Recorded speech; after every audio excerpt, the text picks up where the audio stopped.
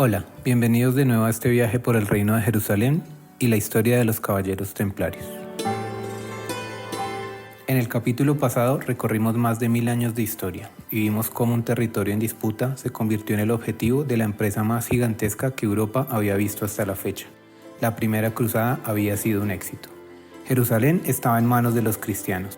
Sin embargo, lograr la captura de la ciudad santa era solo el principio de los problemas. Ten cuidado con lo que deseas porque puede hacerse realidad. Mantener el control sobre lo que los cruzados habían logrado sería un verdadero desafío, tanto para quienes decidieron quedarse en Tierra Santa como para la Iglesia, que intentaría buscar aliados en los reinos europeos para mantener los lugares donde Cristo vivió. Una fuerza militar permanente y entregada completamente a la fe cristiana estaba gestándose. ¿Sería suficiente para que el reino latino de Jerusalén no fuera tan solo un suspiro? Mi nombre es Arturo de Gules y espero disfruten escuchando y viviendo muchas vidas en aquellos que pensaron, amaron, temieron, sintieron, lucharon y existieron antes que nosotros. Ensillen sus caballos y vamos a recorrer la Jerusalén de los cruzados.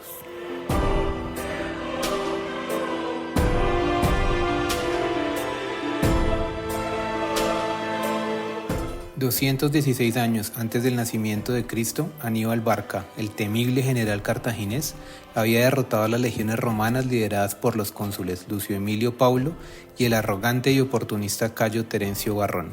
Las fuerzas romanas fueron aplastadas en la célebre batalla de Canas, una de las batallas más famosas de la historia. Después de esa batalla, Aníbal solamente tenía que recorrer menos de 400 kilómetros para tomar la mismísima ciudad de Rómulo y Remo y acabar para siempre con lo que en el futuro sería el Imperio Romano. Sin embargo, en uno de los misterios más grandes de la historia, no lo hizo. Aníbal no solo era un brillante general, sino que también era un hábil político y es bastante probable que entendiera lo que implicaba mantener bajo su poder una ciudad como Roma. ¿Podría Cartago, una ciudad completamente dedicada al comercio más que a la conquista, mantener de forma efectiva un dominio en Italia? ¿Qué tanto desgastaría a la ciudad africana esta eterna empresa? ¿Mató el tigre y se asustó con el cuero? ¿Fue verdaderamente un sabio Aníbal?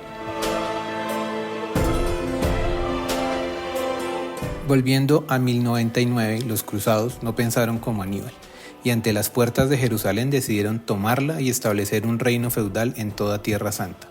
¿Cuánto tiempo podría Europa mantener estos dominios bajo el asedio del Islam y su creciente poder? ¿Podría la Iglesia y el cristianismo mantener bajo su control una ciudad vital para judíos y musulmanes, no solamente para los cristianos? Como vimos en nuestro capítulo pasado, los territorios de las hoy Israel y Palestina estaban bajo el poder del rey de Jerusalén, un rey que al igual que sus pares europeos no gozaba del poder absoluto, ya que el condado de Edesa y el principado de Antioquía, establecidos incluso antes que el reino, no estaban supeditos a sus órdenes. El rey debía prestar juramento frente a una especie de tribunal de señores de Tierra Santa. No podía establecer nuevos feudos o legislar sin aprobación de dicho consejo. Y además existían varias instancias que debían ser consultadas antes de tomar ciertas decisiones de gobierno. Un tribunal de burgueses para los asuntos civiles, un tribunal del rey o de asuntos indígenas, es decir, concerniente a los habitantes originales de Tierra Santa y a quienes irían naciendo y creciendo en ella. Si me permiten un paréntesis e irme unos siglos adelante, en las cruzadas los europeos empezarían sus ensayos de cómo controlar y asentarse en colonias, lidiar con los asuntos políticos, económicos, militares y sociales, y harían ensayos que pondrían en práctica en ultramar, cuando llegaran a tierras americanas. Existía además un tribunal del fundo, dedicado solamente a asuntos comerciales, y uno para los asuntos marítimos, burocracia everywhere. Esto limitaba el poder del rey de Jerusalén, que además debía lidiar con las personalidades intrigantes de los príncipes o nobles de Antioquía, Edesa y Trípoli, quienes empezaron a consolidar su fuerte poder y asimismo tenían sus propios vasallos y señores de menor rango bajo su mando. Por último, el rey debía controlar y lidiar con los príncipes y peregrinos fanáticos que recién llegaban de Europa y que no entendían el frágil equilibrio político y social de Tierra Santa, y querían solamente matar sarracenos o saquear lo que pudieran mientras salvaban su alma. Como ven, ser rey de Jerusalén era todo un reto a la paciencia. Varios estuvieron a la altura del cargo y otros no tanto. El primer rey en ejercer el cargo fue Balduino I, el hermano de Godofredo de Bouillon. Buscó establecer colonias en sus territorios, dando fuertes beneficios para que los asentamientos cristianos se consolidaran. Sin embargo, la mayoría de estas gentes eran personas pacíficas que querían dedicarse solamente a su trabajo, y cada vez más se hacía evidente la poca capacidad de defensa que el reino tenía. Se estima que solo un 25% de la fuerza militar de Tierra Santa, que de por sí ya era muy poca, dependía del rey de Jerusalén. El resto de fuerzas dependían de los señores feudales del norte y los vasallos de estos. Además, las relaciones con Constantinopla no fueron las mejores. Los cruzados habían incumplido su promesa de dar todas las tierras que conquistaran en vasallaje a Alejo I, por lo cual el apoyo militar del Imperio Romano de Oriente era nulo. Los cruzados iniciaron una fuerte campaña de construcción de fortalezas para equilibrar su abrumadora desventaja numérica frente a los musulmanes. Sin embargo, solo podían mantener seguros los centros poblados más importantes y las guarniciones de dichas fortificaciones. Pero más allá de eso, los peregrinos, viajeros y comerciantes estaban a merced total de los bandidos. En ese sentido, el peregrinaje, la supuesta causa que había provocado la cruzada, no estaba del todo aún garantizado y seguía siendo bastante peligroso.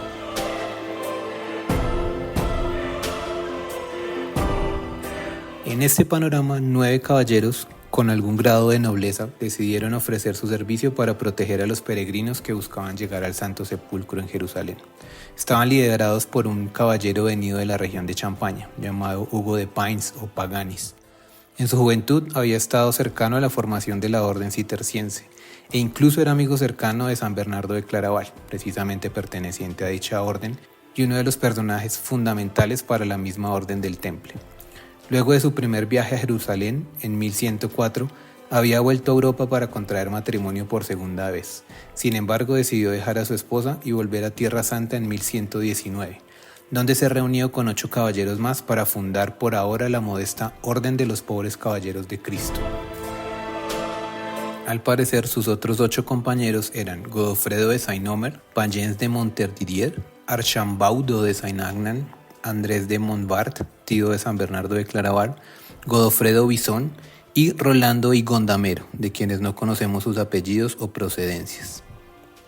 Gormón de Pinguini, quien era en 1119 el patriarca de Jerusalén, se sintió conmovido y vio que tal vez sí era útil que estos caballeros decidieran prestar un servicio desinteresado a la corona al proteger los peregrinos desde Haifa hasta Jerusalén, por lo cual les dio algunas propiedades y un hospedaje cerca de donde quedaba el templo de Salomón. Este terreno fue entregado formalmente por Balduino II, el nuevo rey de Jerusalén. Por ello, los recién fundados Pobres Caballeros de Cristo pasaron a conocerse como Caballeros de la Orden del Templo, o Templarios para los amigos. Tan humildes eran los inicios de la orden que supuestamente Hugo y sus compañeros debían compartir caballo, de a parejas como los computadores del colegio para quienes tenemos más de 35 años. Y de allí viene el famoso escudo o sello de la orden, donde aparecen 2 caballeros montando un corcel, cada uno con su escudo y lanza, y rematado con la leyenda Militum Sigillum. Hacia 1127, Hugo de Pines, líder de los templarios y por ende su primer gran maestre, buscaba la forma de reclutar más caballeros y de una vez tener un reconocimiento mayor de la orden. Era todo un emprendedor, un maker como dicen ahora, por lo cual junto a sus 5 caballeros más leales viajó a Roma y se contactó de inmediato con su amigo Bernardo de Claraval. Buenos contactos habrían de tener Pines y Claraval porque lograron que el mismo Papa Honorio II convocara un concilio, conocido como el Concilio de Troyes, que se reunió el 14 de enero de 1128. Dicho concilio fue presidido por el legado pontificio, el cardenal Mateo de Albano, junto con 10 obispos más de Sens y de Reims, además de un gran número de curas y demás asistentes religiosos y laicos. En el concilio se expuso la idea de esta orden de caballeros ideada por Pines, y como si fuera un capítulo de Shark Tank, el concilio le compró la idea a Hugo y a sus caballeros, quienes además presentaron un texto que ya habían adelantado con San Bernardo, en el que establecían las reglas que regirían a esta nueva orden, la denominada regla latina o regla primitiva de los caballeros templarios. Este riguroso reglamento, que no sería el primero, contenía 62 artículos, en los cuales se regulaban los aspectos mundanos, espirituales y militares de quienes integraban ya la orden o la integrarían en el futuro. Regodémonos en el primer artículo en latín, solo por ser ñoños, traído de la mano del clérigo Jean Michel, quien redactó el acta del concilio. Omnibus imprimis sermo noster dirigitur quicum, que proprias voluntates contemnum, et sumo ac vero regi militare anime puritae cupium, ut obediente armatum preclarum assumere, intensima cura implendo preobten en perseverando impleant, que traduciría algo así como: nos dirigimos primeramente a aquellos que no hacen caso de sus caprichos y que el solo valor desean servir de caballeros al soberano rey, y que con estudioso afán se proponen llevar y llevan la nobilísima armadura de la obediencia. Y continuaba: y por lo tanto os amonestamos a vosotros, que hasta aquí habéis llevado secular caballería, y en la que Jesucristo no interviene, sino que vosotros abastecéis únicamente por favor humano, a fin de que sigáis a aquellos a los que Dios eligió entre la masa de perdición y encomendó mediante su grata piedad la defensa de la Santa Iglesia, y os apresuréis a uniros a ellos a perpetuidad. En resumen, ustedes, que sí saben obedecer, dejen de pelear en guerras seculares y defiendan la fe y la Iglesia, prestando votos de obediencia a perpetuidad. Era básicamente unir dos de los tres órdenes básicos de la sociedad medieval, como nos lo planteaba el historiador francés Jacques Le Goff, a los milites y a los clérigos. El tercero serían los laboradores, el proletariado, pues. Lo anterior sería, no sé si lo pensaron así, el brazo armado de la Iglesia en Tierra Santa, una auténtica orden de monjes guerreros. No nos vamos a detener en todas las reglas establecidas en el texto, solo resaltaremos algunas interesantes, como por ejemplo que debían oír misa al iniciar todos los días, por lo cual no debían tener ningún temor para ir al campo de batalla. Los hermanos novicios debían tener un tiempo de prueba y su ingreso debía ser aprobado por el gran maestre y el cabildo. El cabildo era una especie de cuerpo colegiado que tendría a cargo las decisiones principales de la orden y de sus posteriores sedes o encomiendas. No se podían recibir niños, ya que debían ser hombres de edad de combatir y, ojo, que no se arrepientan de haber entrado demasiado jóvenes en la religión. Sobre su apariencia, en esta época temprana, la regla 20 decía: los vestidos sean siempre de un color, blanco o negro. A todos los caballeros profesos señalamos que en verano y en invierno lleven, por poco que puedan, el vestido blanco, pues dejaron las tinieblas de la vida seglar y se consagran por amigos de Dios con el vestido blanco y lúcido. Más porque con este vestido no se ha de mostrar vanidad ni gala. Mandamos que sea de tal hechura que cualquiera solo y sin fatiga se pueda vestir y desnudar, calzar y descalzar. El encargado de dar los vestidos cuide que ni vengan largos ni cortos, sino ajustados al que vaya de usarlos. Al recibir un vestido nuevo, vuelvan al que dejan, para que se guarde en la ropería, o donde señale el que cuide de esto, a fin de que se aprovechen para los escuderos, criados y algunas veces para los pobres. Esto nos aleja un poco de la idea hollywoodense de templarios llenos de lujos y ataviados como nobles de siglos posteriores. El outfit se completaba con el cabello, que debía ir rapado, con barba y bigotes largos. Podrían comer carne 3 veces por semana, abro comillas, pues el abuso de esta trae consigo corrupción del cuerpo, cierro comillas. Harían ayuno todos los viernes, excepto los enfermos y los heridos. Antes y después de cada comida debían dar gracias en la capilla. El silencio era un valor primordial y el trato entre hermanos, aún subordinados, debía ser sobrio y respetuoso. El maltrato a los escuderos sin razón o sin una decisión específica del cabildo era castigado. Se les recomendaba no exagerar las abstinencias, como el exceso de ayuno, penitencia o demás cosas que afectaran su desempeño en batalla. Ningún hermano podía descansar o combatir según su propia voluntad. Lo último solo lo podían hacer por orden del maestre, a quien debían obediencia. Asimismo, el poder del maestre estaba mediado por el cabildo y no era completamente autónomo. Estaba prohibido denigrar y calumniar, no podía vanagloriarse de sus debilidades ni proezas y sus armas debían tener la misma sobriedad que su vestimenta. Para resumir, la regla buscaba la profesionalización de una fuerza militar basada en valores monacales cristianos. Si bien esta regla cambiaría mediante bulas papales y revocaciones, se podría decir que su estructura inicial se mantendría, aunque como veremos, ciertas modificaciones en el futuro causarían muchos inconvenientes, sobre todo en el tema económico de la orden. Al término del concilio, los hermanos se separaron para buscar tanto nuevos reclutas como donativos. Hugo de Pine se dirigió a Normandía, donde fundó una provincia o sede en La Mancha. Luego viajó a Tierra Santa de nuevo en compañía de Fulco de Anjou, futuro rey de Jerusalén.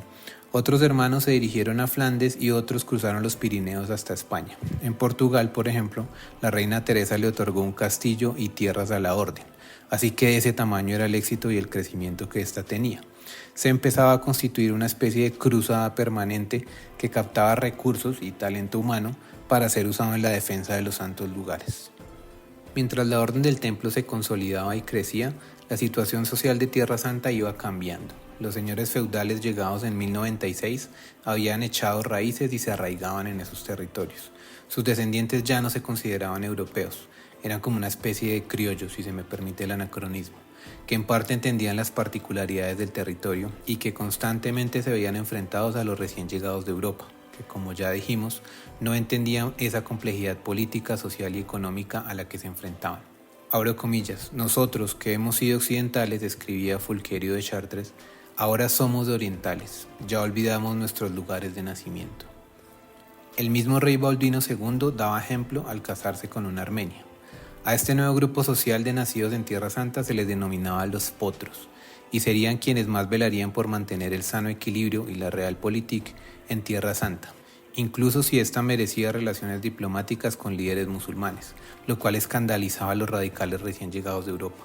Los mismos templarios, a veces usados en la cultura popular como supuesto ejemplo del fanatismo y la intolerancia cristiana, entendían algo de ese equilibrio. Usama, un embajador del emir de Damasco, nos dejó esta anécdota.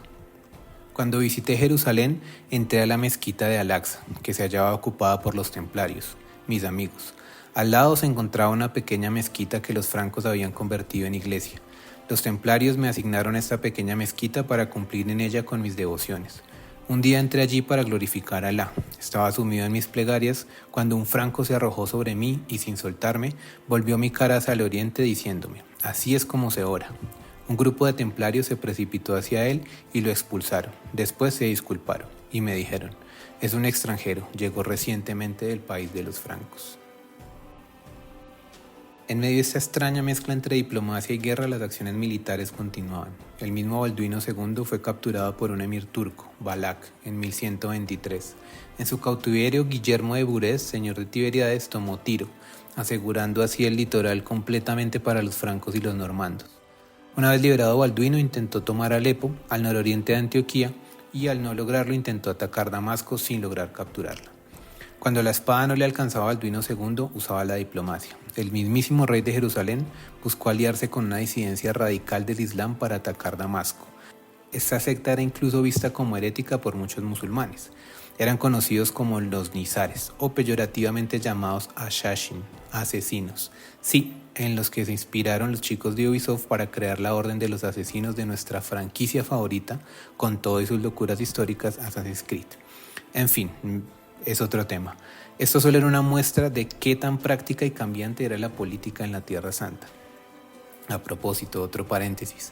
No, la Orden de los Templarios y la Orden de los Asesinos no están inmersos en una lucha milenaria por controlar a la humanidad y encontrar los frutos del Edén. Eso es completamente ficticio. Lo siento, Desmond. Balduino II murió en 1131 y fue reemplazado por Fulco de Anjou, el compañero de viaje que venía con Hugo Pines. A diferencia de Balduino, Fulco era un noble de primera línea en Europa. Su hijo, Godofredo de Anjou, fue conocido como Godofredo Plantagenet, fundador de la dinastía Plantagenet, a la cual pertenecen reyes como Ricardo I Corazón de León o las casas Lancaster y York. Fulco I de Jerusalén se casó con la hija de Balduino II, Melisenda, por quien obtuvo su título de rey de Jerusalén. Tuvo que hacer frente a los potros, quienes no estaban de acuerdo con que un recién llegado tuviera el título que esperaban le fuera otorgado a un tal Hugo Le Puiset, señor de Jaffa. Sin embargo, las intrigas palaciegas fueron silenciadas por un problema más real. En el norte, en Mosul, un señor de la guerra turco empezó a agrupar un potente ejército. Se trataba de Imad ad-Din Ataeb Zengi, o Zengi ya en confianza. Zengi era una nueva especie de señores de guerra del Islam, que acrecentarían su poder militar a punta de férreas campañas contra musulmanes y cristianos por igual, e irían poco a poco creando poderes cada vez más unificados. De alguna forma, la presencia cristiana en Oriente Medio estaba dándole la mejor excusa para que el Islam fuera superando sus divisiones internas y creando, a futuro, a líderes cada vez más fuertes y que lograrían enfocar los impulsos militares del Islam en un enemigo común, es decir, en los cruzados. Zengi puso en jaque el mismísimo Principado de Antioquía y tomó Edesa con 30.000 soldados en 1144. Sus dominios atenazaron a los cruzados, que al norte veían amenazante al Imperio Romano de Oriente, que cada vez más ejercía presión política y militar para hacer que los cruzados cumplieran con su promesa de vasallaje hecha a Alejo I. Solo las habilidades políticas de Fulco lograron mantener ese status quo. Después de su muerte en un accidente de caza, el reino fue heredado a su hijo, Balduino III, de 13 años. Era el nieto de Balduino II, y ahora heredaba el problema llamado Zengi, quien por fortuna para el joven rey murió en 1146 asesinado por uno de sus esclavos. El fresquito le duró poco, porque fue sucedido por Nur al-Din, un líder militar aún más capaz que su padre. En este contexto, la Orden del Temple continúa con su crecimiento, sobre todo a nivel de propiedades en Europa, aunque a decir verdad no tenía un papel decisivo en las acciones militares de Tierra Santa. Hugo de Payns murió el 24 de mayo de 1136 y fue sucedido por Roberto de Craón en el rol de Gran Maestre. Roberto era un excelente administrador, sin embargo, su mayor aporte fue inyectarle un aire caballeresco y romántico a la orden, cierto aire místico, estoico, más delicado que el rústico influjo original dado por sus fundadores. Este aire caballeresco venía en parte del sitio de nacimiento de Roberto, Aquitania, cuna de la caballería romántica, pero esa es otra historia. Roberto además logró que el Papa Inocencio II expidiera la bula Omne Datum Optimum, que veremos en detalle en el siguiente capítulo, ya que se convertiría en un arma de doble filo para la orden.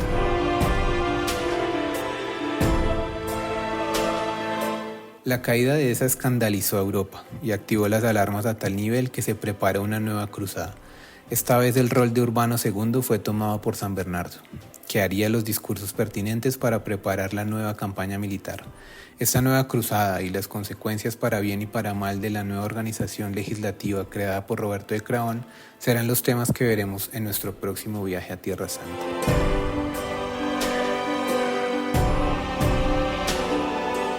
Retomando, dejamos Jerusalén con un nuevo grupo social de nobles nacidos en Tierra Santa, un equilibrio político y social débil pero funcional, lleno de intrigas palaciegas y diplomáticas entre musulmanes y cristianos, un grupo de caballeros que desinteresadamente empezaba a construir una orden militar de monjes guerreros que crecía tanto en Jerusalén como en Europa. Muy pronto la orden empezaría a ser protagonista de los destinos de Tierra Santa en el marco de una nueva cruzada, en la que estaremos en nuestro próximo capítulo. No olviden seguirme, los leo en los comentarios y nos vemos en nuestro próximo viaje.